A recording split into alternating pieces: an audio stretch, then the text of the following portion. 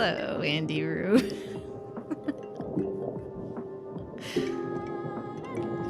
No intro?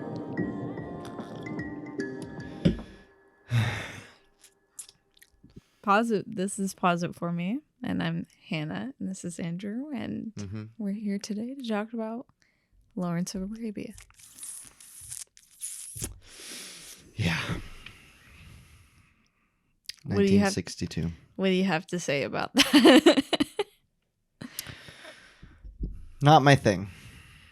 What did we think? I thought you were going to like it more than I was, because I can definitely see some shared DNA between this and something like Star Wars, Raiders of the Lost Ark, Game of Thrones, that kind of thing. Listen. But definitely not up my alley. This is all the worst parts of Game of Thrones.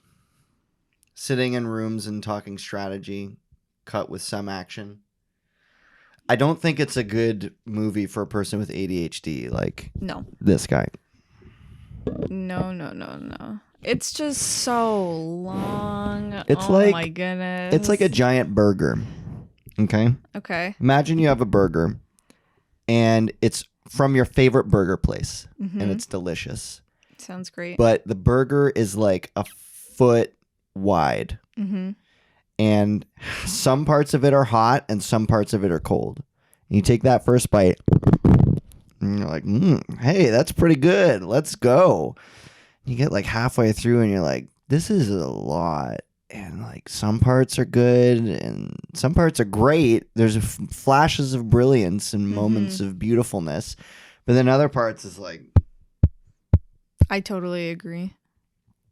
I totally agree. It's so funny that you make this analogy, because there's an episode of Community that we're going to get to where Troy eats a giant cookie. Over the course of the episode? Yeah. That's really funny. It was long, 3.5 hours, and we like to pause a lot during movies, so it took us, what did we probably started it at like 4 p.m., and we didn't finish it until 10. How did that even... Well, I guess I know how that happened, but... I mean, I will say you pulled a move during this movie that is something that I would do, and I was very surprised to see you do it. Do you know what that was? At certain points, I was playing video games. That's right. You're playing Paper Mario on the Switch next to me on the couch, and I was like, something would be happening, and I'd look over, and you were looking down at the Switch, and I'm like, are you watching? And then I was like, this is a complete role reversal right now. It's because occasionally you would look at your phone, and I knew this movie was going to be super meandering. I'm like, okay, the only way my attention is going to be maintained is if I'm playing a game. That's how I feel a lot of the time. Sure. Well, if you haven't seen Lawrence of Arabia, it's from 1962, as I said, rated PG. Apparently. I don't think it should have been.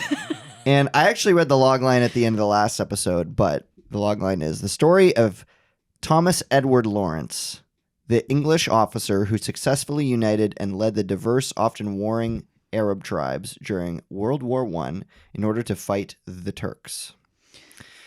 I'm not a history buff. I'm not a history guy. I'm not really into historical epics. Sure. You know, I'm also just not into war movies, really.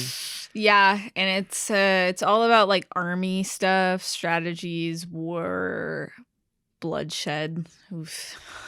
It's like, okay, let's break it down. There were some really good moments. Oh, definitely. I think it would have been pretty good if it was like an average movie length. Well, let's talk about length for a moment. And I encourage you audience members to weigh in either in the comments or just direct message me or something. Do we feel like movies should be limited in length? Do we feel like movies have an ideal length? I don't think they should be limited, because I think there are some movies where it feels like it utilizes... Sorry. There's some movies where it feels like it utilizes the multi-hours effectively. And for a story like this, and I didn't realize it was biographical, until I looked it up on Wikipedia. Really? Yes. Okay, well, because I won't hold it against you. I knew you. it was about like a Lawrence, an army officer, but who's to say that was a real guy?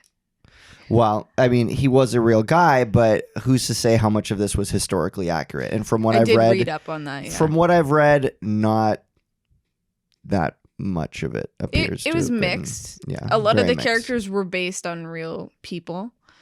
So I could understand, especially back then, they were really into making like really long, epic films, you know, to really bring people to the theater for a long amount of time. This is before, you know, tons of content on television. You know, television used to be like 3 channels, and you would get like I Love Lucy and a bunch of other shows and like commercials and stuff. So it was like really a treat to go to the theater. It was like a special thing, you know. You put on your Sunday best, go to the theater, and it was like, but now it's like there's just so much content out there. I hear you. I think we probably would have had a different experience seeing this in the theater. And as a matter of fact, before we put this on, I actually looked. I was like, let me just make sure by happenstance there are no theaters playing Lawrence of Arabia in Ottawa right now, because that would be a huge missed opportunity. And I looked and there wasn't. So we had no choice. So I'm not going to say that I'm not going to watch this again if it appears in theaters. Like that could be a cool experience, because I think one of the best elements of this film is the sweeping epic nature of the desert. It looked good. It certainly did. Except for that one shot. Well, there was some day for night shots that just those didn't look so good. Yeah. And you know, there was like a sunset like beach shot where in the wide you could tell they were on the beach, but in the close up they'd like superimposed the beach behind them. Right. Yeah. And there was like some bad ADR moments, but in general the cinematography was good. It was, you know, generally I don't know if you had read this or not. You know, the film Searchers that we talked about a while ago. The director, Michael Lean, I believe, had watched The Searchers and had copied or like homaged some of the shots, like shot for shot.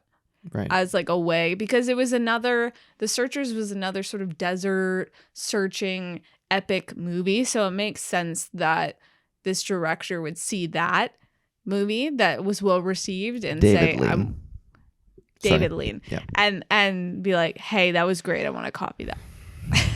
Yeah, generally it looked good. And when I say except for that one shot, there was a shot where they were in Cairo, I think, and there was like a close up and it looked fine, a close up and it looked fine, and then they cut to the wide shot and it was just like messed up. Yes. So they either exposed it wrong or color graded it wrong. Maybe it was a restoration issue, because I think we were watching the 2018 Blu-ray restoration. And that I believe is like the director's cut with the full runtime and length. Yeah. Whereas I think for some theater showings they had shortened it so they could show it more often. The version that we watched, I believe, had the least missing scenes possible.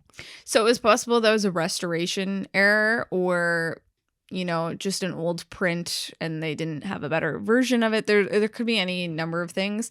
I read that some of the film prints were like almost melted from having to be loaded in like, because they shot on location in Jordan and Morocco. So some of the prints they have were like, it's almost like a fingerprint indent kind of thing from the melting of loading the film in the desert. Yeah. I do want to circle back really quick to what you said. You were like, not to say that you wouldn't see this again if it was in theaters. Mm-hmm. I think that might be key here for me. Yeah. I'm hesitating to call it a bad movie. I think that would be a bit misguided. That's why I started off by saying I don't think it's my thing. No. But this might be a similar experience that I'm having to 2001, where the first time I saw 2001, I hated it. And it's because I went in not really knowing what to expect, expecting the wrong thing, watching it on DVD in my dad's living room, which is an okay experience. And then the second time I watched it, I knew what I was getting into, and I saw it in the theater, and I loved it. Well, I kind of knew Lawrence of Arabia would be like a lot of desert shots with no talking and stuff, and so that's what it it was. But I think something like that feels more epic and more wondrous on a giant screen with an audience, you know. The best way that I could share my experience about this is every couple of scenes we would watch a scene and I would kind of understand what was going on, but it felt like a lot was going over my head. And then after the scene ended, I would either pause it or talk during a non-talking portion. I would say to you, can you just rattle off what just happened and like what's going on? And you would tell me, and I'm like, that's pretty much what I got. But it felt like they used so many extra words to get across. I agree. Just that. Yeah, that was really frustrating because we had like these giant exposition dumping scenes, I guess in a way because it was biographical and they felt like they had to have some kind of narrative tying it together to make sense of why Lawrence is doing these things. But it just... I felt like it broke up the momentum of the other scenes of being in the desert and the brutality of war. I feel like this movie was at its best when we saw Lawrence dealing with an inner human struggle. Yeah, definitely. Like some of my favorite scenes were relating to how he was dealing with death, whether it was an accidental death or him having to kill someone. An important early scene that kind of establishes him amongst the Arabs is he goes back for someone that they were leaving behind. And he's like, you know, just because you think it is written doesn't mean it's written. It's like you can make your own rules. And I think that's sort of the thesis for Lawrence as a character is he's like, you know, just because the Turkish people are taking over doesn't mean like that has to be the only way we can push up against them, you know. So I think this movie did a really good job at micro storytelling. Definitely. And I wondered if it would work better maybe as a mini series.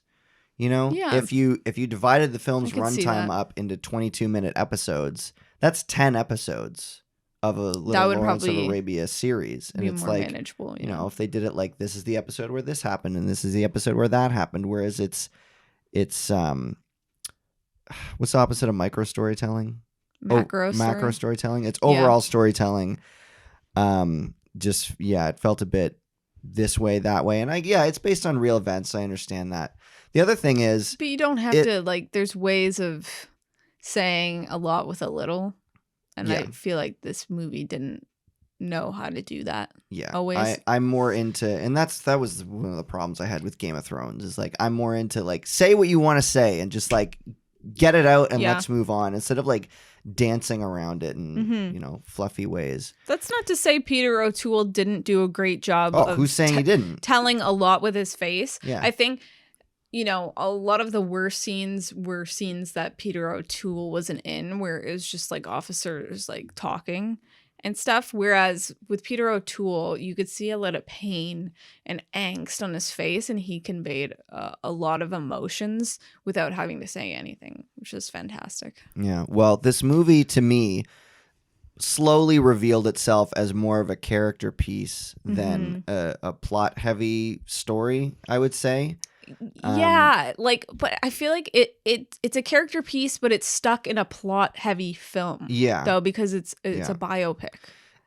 And so maybe if I was more ready for that up front, I would have enjoyed it more, because I don't know if I always get the most out of character centric pieces. I think that was part of why I wasn't that into Mad Men the first time around, but why I'm interested in watching it a second time is because that's pretty focused on Don as a character and the other characters, whereas its storytelling over time I thought was not great.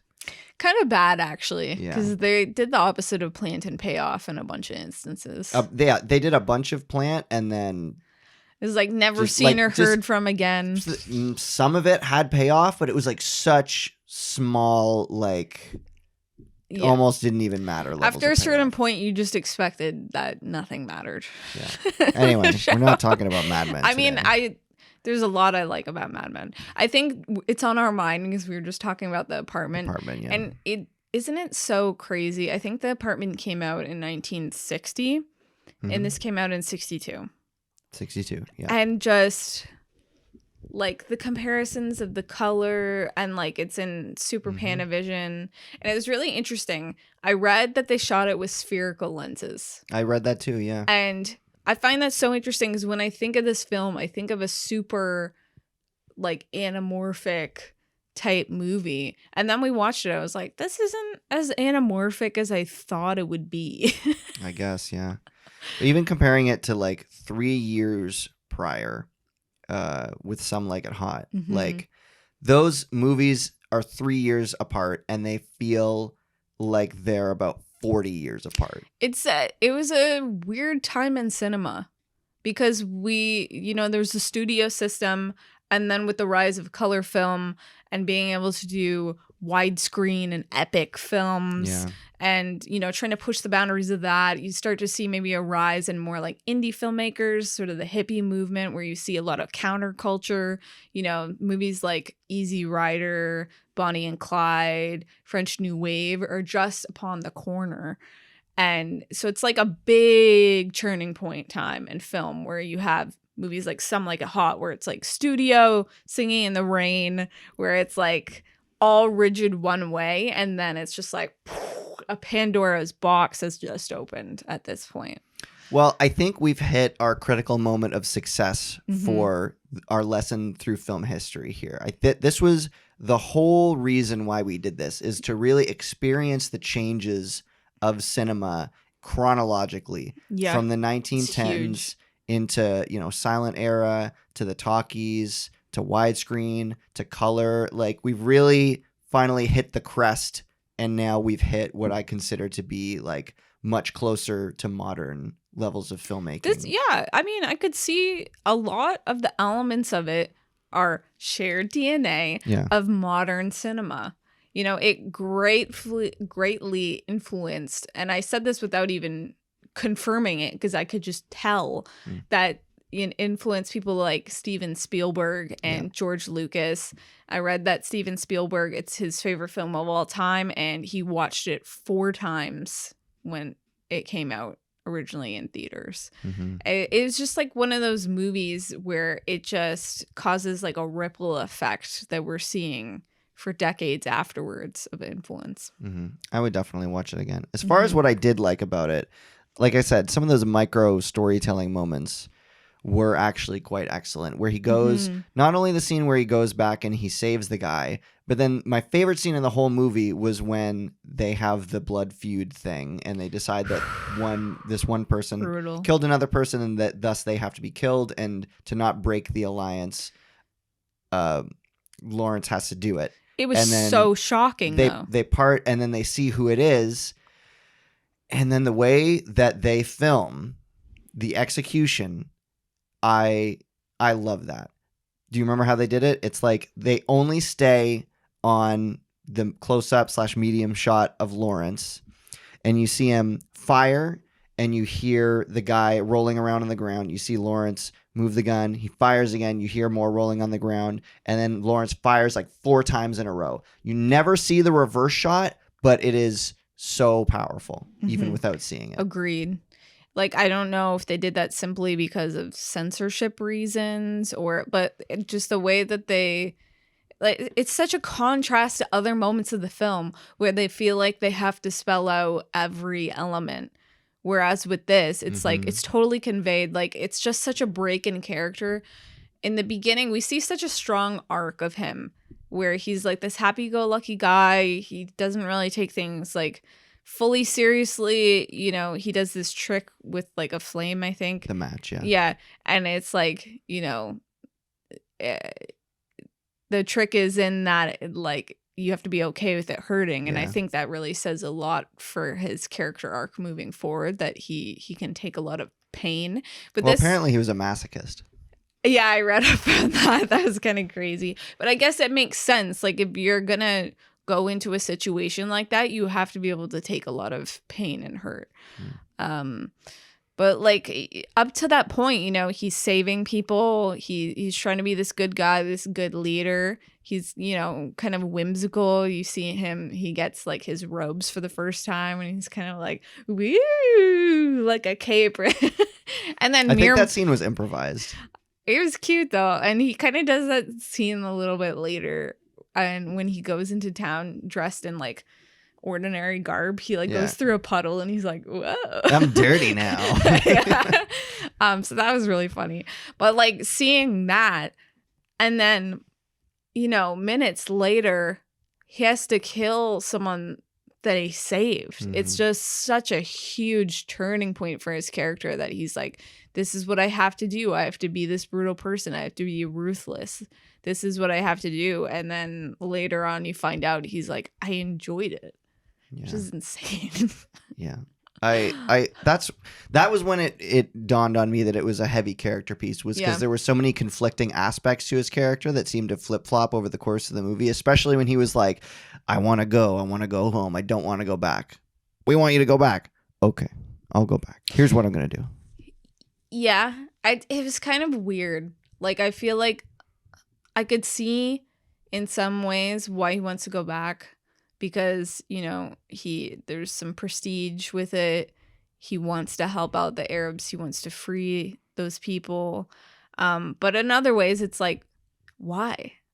Because they're just like, you know, you should do it. And he's like, okay.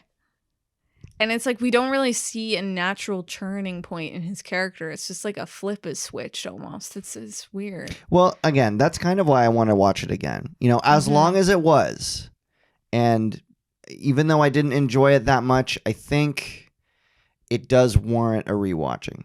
Probably not right away, but maybe a few years from now. I think it is a culturally significant film, but it doesn't mean it's going to be my favorite film. Yeah. I think it's a film that's definitely worth speaking about, especially some of the more epic moments. I think seeing like a highlight reel of these moments is key. For something like film school, I'm sure we saw scenes from this. But do I feel that every single person needs to see this 3.5-hour film? I don't know. If you're a cinephile, sure. If you're a history buff, probably not, because apparently it's not very accurate. Cinephile, yeah. I mean, only if nothing else, to see the ripple effect of influence that it's brought to movies over the years, especially since. Star Wars specifically. Yeah, there was a scene where I was like, we were watching the scene and I was like, this feels like it almost identical to the scene where they're looking over Mos Eisley Spaceport. And as it turns out, Alec Guinness was in both movies. And I thought he was much better in Star Wars. It was kind of weird seeing him in brownface in this film. And I'm sure many other actors were in brownface too.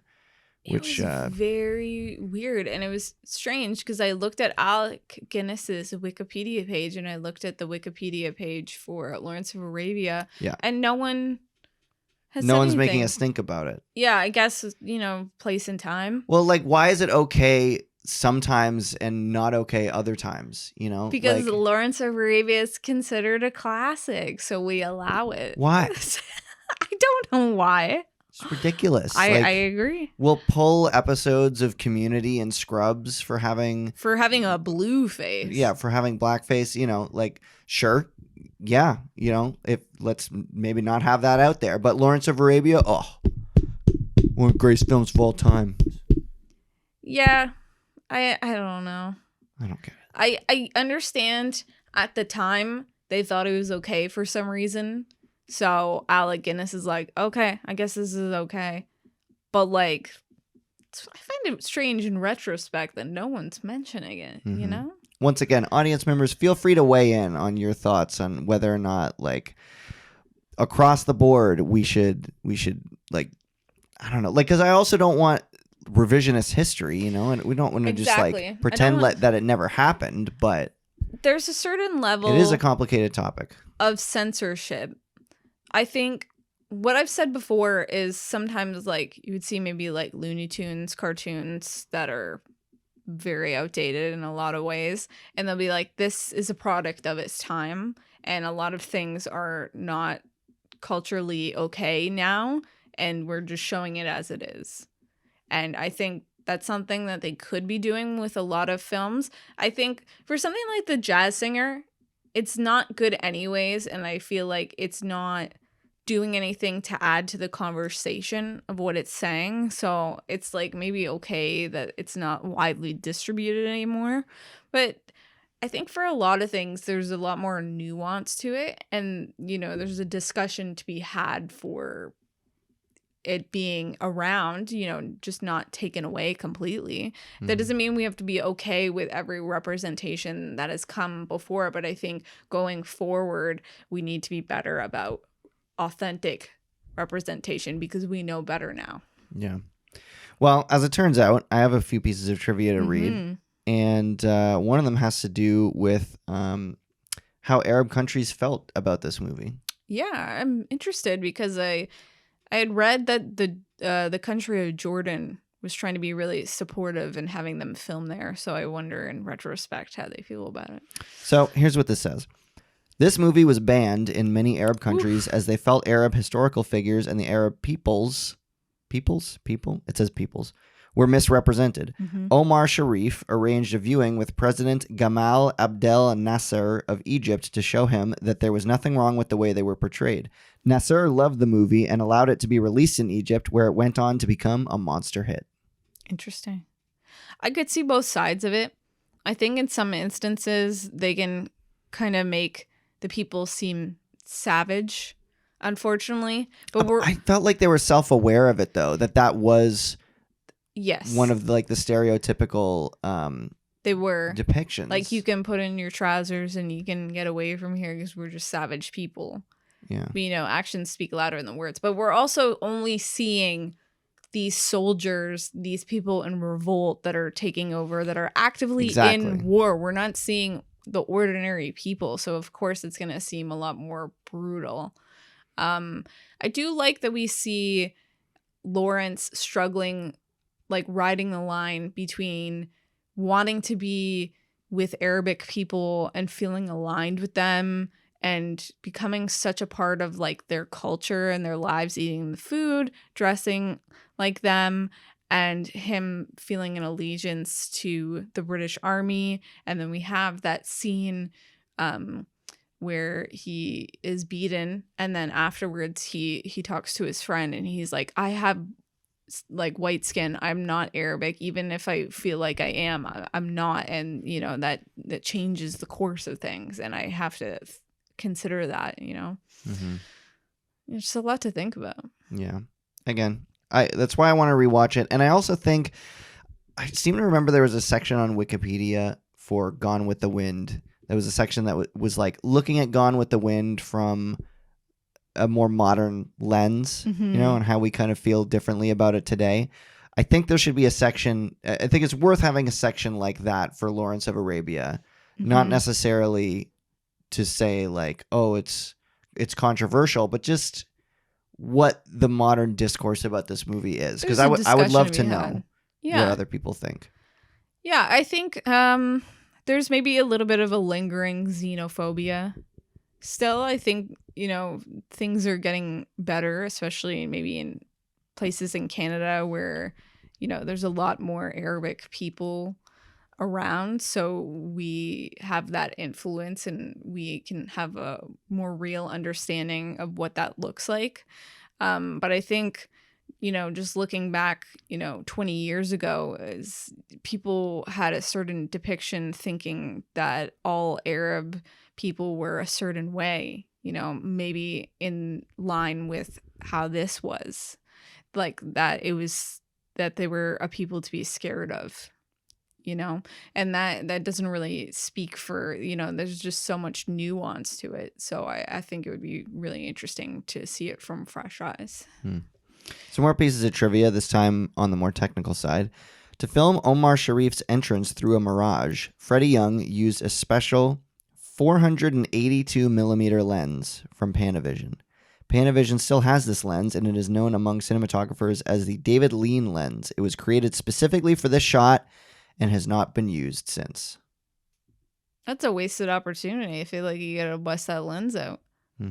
Like, what's That it? belongs in a museum. Yeah, what good is it doing sitting on a shelf? So, sorry, Nothing. what shot was it used for? When they're looking at, I don't remember his character's name off the top of my head. So I'm gonna look it up. Sharif Ali, the like his kind of who ended up being kind of his best friend or possible gay lover. Some interpretations feel that way. It's up in the air. Yeah, I read that where some biographers weren't convinced, but there's some speculation there. Yeah, like the really long shot when he's coming from like super, super far away, as like a mirage, and only as he gets closer and closer and closer can you actually recognize that it's a figure of someone. It's when they're drinking at the well closer to the beginning.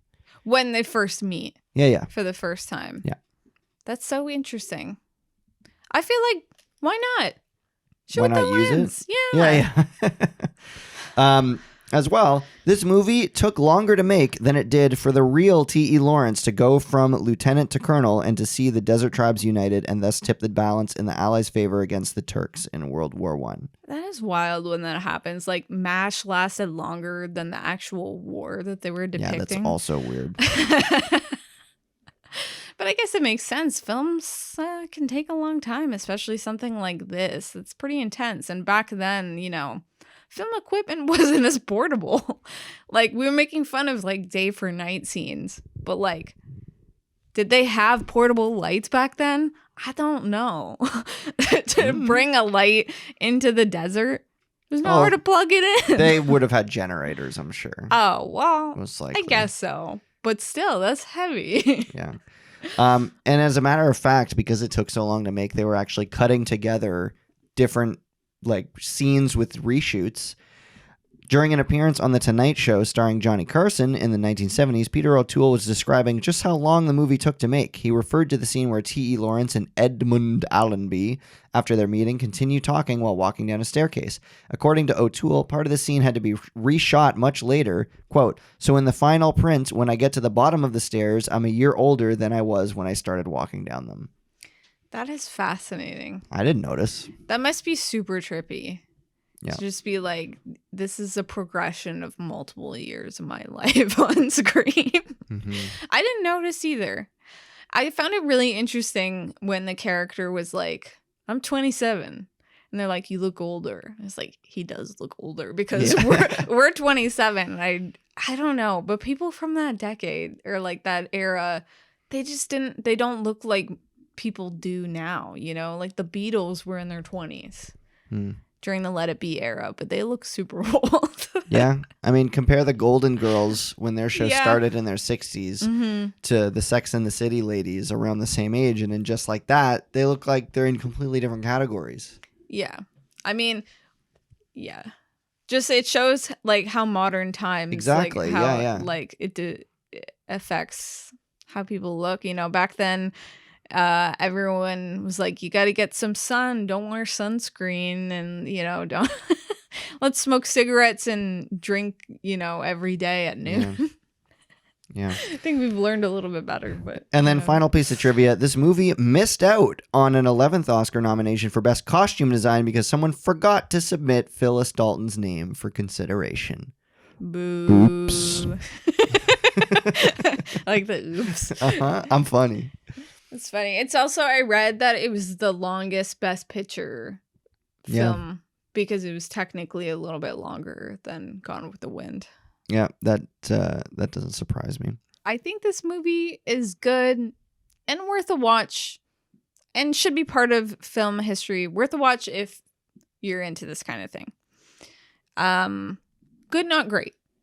It just doesn't appeal to me, and I think there's a lot of great things about older cinema, but there's a lot of things that I think modern film directors have learned about pacing and writing and, show, don't tell that I think older films can struggle with. And I think, back then they're like, oh, it's a story of someone's life. Let's go into immense detail. Whereas now I think it's a lot more like cut the fat, keep the audience's attention. So I would give this movie like a 7. I don't want to poo-poo it too hard. I'm not poo-pooing it. Yeah. Well, like, when I came off of watching The Searchers, I felt that it was so dated. I felt like the people who enjoyed The Searchers probably saw it when it first came out, and it meant something to them back then because of the landscape of film and how it was at the time and what was considered acceptable and exciting. Sure. And it didn't hold up to a modern standard, in my opinion. There was a lot that I didn't like about it. Sure. But with this movie, I didn't have the same experience. I felt like it was more so that I was missing stuff as opposed to people just liking it at the time because it was new and brash and big and expansive, and now it doesn't hold up. I still think it holds up. I just think it wasn't what I was expecting, and I want to dive deeper into it. I want to like it. I watch movies for the fun of it, not for the hate of it. You know, I want to find more reasons to like it. And I think, unlike The Searchers, this might be deserving of diving deeper. I liked it. I just didn't love it. Yeah, you know, me too. There was a lot of great scenes we talked about with Peter O'Toole really diving deep into his character. And I think that's where this movie shines and where The Searchers didn't. That movie was kind of an epic around desert. There was some action scenes. I think there was a lot more humanity, and you saw a lot more of both sides of the situation. You saw the sides of the British Army. You saw the sides of the Arabs. You saw the humanity in Peter Lawrence about, the brutality of war and how it's not all black and white. And I feel like we didn't see that with The Searchers. It was just like, I'm John Wayne and I'm looking for this girl. And it's like, they just, it wasn't as much about the human condition. There's not as much to grab onto in a modern landscape, I think. I think people have tried to explain away The Searchers by being like, we talked about this in the episode. Oh, it's so, John Wayne is clearly not the hero. He's a crazed man. I'm like, I think you're looking at that. I think you're trying to justify his behavior, whereas at the time, I think he was definitely meant to be the hero. At the time, and that depiction doesn't hold up. Yeah. Anyway, I don't want to talk about The Searchers anymore. I think it just draws comparison because you got like a hero leading a group of people, etc. Sure. Yeah.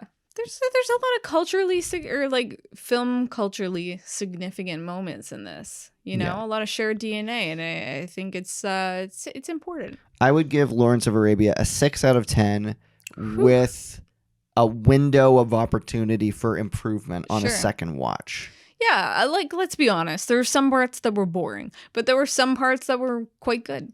So, yeah, I just, it wasn't the film for us, people that have attention issues. Yeah. We'll loop back around to it at some point. Yeah. Next up on the list, I think we have 3 movies left. Okay. The Great Escape is next. After that, All the President's Men. Yeah. And then Apocalypse Now will be our final movie for this run of the podcast. It's very exciting. So who is in The Great Escape? The Great Escape stars Steve McQueen. Oh, okay. Have we seen a movie that he was in? Yes. What movie? The Blob. Oh, yes. Yeah, he was decent in that. So this movie stars Steve McQueen, James Garner. Do you know James Garner? Was he the grandpa in 8 Simple Rules? That's right. All right. Richard Attenborough. Okay. Not David Attenborough. No, the documentary guy. That's David Attenborough. No, Richard Attenborough is... Richard Attenborough. Attenborough is from Jurassic Park. And? Miracle on 34th Street. That's right. Yeah. And Charles Bronson, who I have not seen Charles Bronson in anything. I just know he's an actor that exists and is famous. All right. Donald Pleasance as well, who played Dr. Loomis in the original Halloween movies, the first 2. Oh, yeah. Okay. I'm excited for this because I think it'll give Butch Cassidy in the Sundance Kid kind of vibes I'm hoping Well, for. I want to know what you know about it, because we talked about it a week or two ago and you didn't seem to know what it was. And I explained a little bit, but I can't remember how much I explained. My understanding of the film is maybe that it's like a great train robbery kind of like heist movie, sort of like maybe in line with what I said, like Butch Cassidy and like Bonnie and Clyde, maybe The Sting. I just think of like Steve McQueen is like similar in some ways to Robert Redford and stuff. So I'm like drawing that comparison. Is that accurate or no? No. Okay. So I guess I'll just be surprised. I don't know. Do you remember what I said to you when we were talking about it a few weeks ago? No. Okay. I hope you listen when I talk, because I talk to you a lot. No, I mean, well, we talk a lot, so. You know. I compared it to what I said was, I think whoever was behind Recess took a lot of inspiration from The Great Escape. Oh yeah. From what I understand of what The Great Escape is all about, I feel like a lot of that has funneled into the DNA of Recess. So maybe it's more like The Shawshank Redemption, where we see like infrastructure of like a prison system. Like Recess is all about like the infrastructure of a playground, like of a school ecosystem. Mm-hmm. So maybe more in line like that, and the escape is prison. Remember, I was like, Principal Prickly is like the warden. Miss Finster is like the lead guard. Sure. You know, and Recess Steve is McQueen like the recreational TJ. time. Yeah. Because remember, there was an episode where they went to an old folks home and they met a bunch of people. Mm-hmm. I think the guy who TJ met, they do like a flashback to his past. And that flashback, from what I remember, is like a direct reference to The Great Escape, I think. Well, I don't know if it was the pilot episode, but like the premise is TJ trying to escape to go to play at Recess. Yeah, because he's in detention. Yeah. I also said that The Great Escape is very heavily influenced Chicken Run. Have you seen Chicken Run? A long time ago. Yeah. Wait, does it have Zach Braff in it, or you're thinking of Chicken Little? Chicken Run, is that Wallace and Gromit? I think it's the same studio. Yeah, okay. yeah. I think Mel Gibson is in it. Okay. Not a Chicken Run fan, evidently. Don't have a Chicken Run fan over here. It's the vibe of I'm going over to this acquaintance house and we're gonna put on the VHS of Chicken Run, and that's just gonna play, and we're gonna sit there and it's gonna happen. It's not a movie. Don't you talk smack about Chicken Run in this house. Induce on yourself. You big Chicken Run stan? Oh, I'm a chicken head. Oh, you're a chicken head. Yeah. All right. You like chicken on a stick? Oh, I love it. All right. I'm looking forward to it. I had no idea that you were such a big chicken head, so, you know. Well, we had it on VHS. So. Oh, well, of course you did. You only have so many movies. Gotta watch what you got. We didn't have streaming back in 2002. This is what I'm saying. You go to a friend's house and you're like, I guess we'll watch Chicken Run? I don't know. Maybe you need to rewatch Chicken Run. Double feature: The Great Escape, Chicken Run, and then 10 episodes of Recess. I'm open to it. 20 episodes of Recess. 30 episodes of Recess. I could go all night. There might only be 30. I don't know. All right. Well, look forward to the next episode where we're going to be tackling 1963's The Great Escape. Thanks for listening, everybody. Take care.